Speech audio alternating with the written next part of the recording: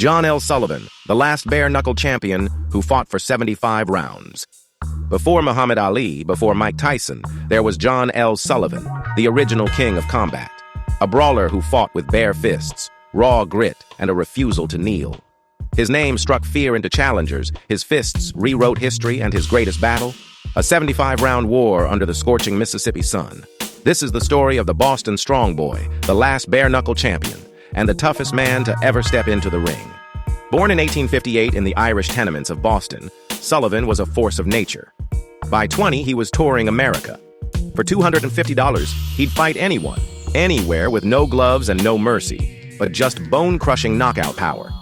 In 1882, he shattered Paddy Ryan in 9 rounds to claim the bare-knuckle heavyweight crown. Crowds flocked to see him, newspapers splashed his brawls, and America had its first sports superstar, a working-class titan who turned blood sport into spectacle.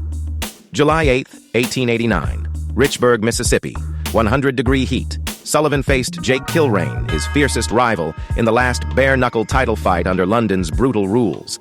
For over 2 hours, fists cracked ribs, sweat mixed with blood, and the men staggered like drunks. Sullivan vomited between rounds, his body screaming, but his pride roared louder. Kilrain's corner finally threw the towel after 75 rounds. Sullivan, barely standing, spat, "I'm still the champion!" The crowd erupted. The strong boy had conquered hell itself. Sullivan didn't just retire bare-knuckle boxing, he dragged it into the modern age. He became the first gloved heavyweight champion, lending respectability to a sport once fought in back alleys. His fame paved the way for legends like Jack Johnson and Ali. But it was his unyielding spirit that defined him. In an era of steel and sweat, Sullivan was a hammer, crushing limits, building legacies, and proving that the heart could outlast even the hardest fist.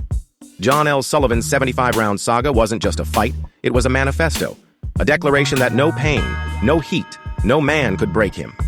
He died in 1918, but his shadow still looms over boxing.